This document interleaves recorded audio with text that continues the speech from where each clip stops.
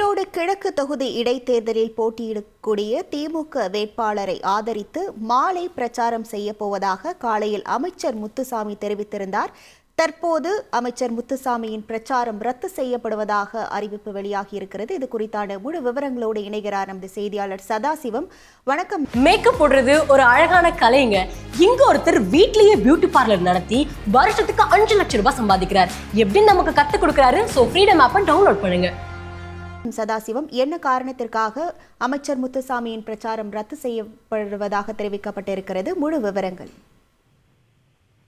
வணக்கம். தமிழகத்தில் நடைபெற உள்ள ஈரோடு கிழக்கு தொகுதி இடைத்தேர்தலானது அடுத்த மாதம் பிப்ரவரி 5ஆம் தேதி நடைபெற உள்ளது. இதற்கு தேர்தல் களத்தில் முதல் ஆளாக தமிழகத்தில் திமுக நேற்றைய தினம் வேட்பாளர் சந்திரகுமாரை அறிவித்த நிலையில் அதற்கு அடுத்தடுத்த கட்டமாக தேர்தல் நகர்வுகள் எப்படி இருக்க போகிறது என்று வாக்காளர்கள் மத்தியில் பெருத்த எதிர்பார்ப்பு நிலை வந்தது.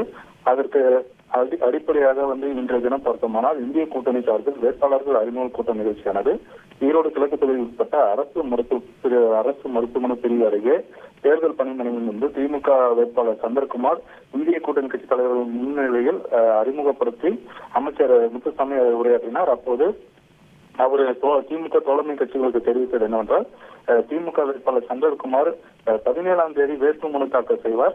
அதற்கு முன்னதாக இன்றைய தினம் மாலை 4 மணி அளவில் பெரியார் நகரிலிருந்து திமுக தோழமை கட்சியுடன் கூட்டணி வாக்காளர்களிடம் திமுக சின்னமான உதயசூரிய சின்னத்திற்கு வாக்கு கேட்க போவதாக தெரிவித்திருந்தார். இந்நிலையில் இந்த பிரச்சார திட்டமானது அடுத்தடுத்த திமுக நிர்வாகிகளை சந்தித்து கூட்டணி கட்சி நிர்வாகிகளை சந்தித்து அமைச்சர் முத்துசாமி பேசி வருவதால் இந்நிலையில் இன்று மாலை 4 மணிக்கு பிரச்சாரம் செய்ய திட்டமிடப்பட்டிருந்த நிலையில் தற்போது பிரச்சாரம் செய்ய அனுமதி முறையாக கிடைக்காததால் அது ரத்து செய்யப்படுவதாக திமுக வட்டாரங்கள் தெரிவிக்கப்படுகிறது. இதனால் தேர்தல் ஆணையத்திடம் அனுமதி பெற்ற பிறகு பிரச்சாரத்தை தொடங்க போவதாக திமுக தரப்பில் தற்போது தகவல் வெளியாகியுள்ளது. உங்கள் விவரங்களுக்கு நன்றி சதாசிவம்.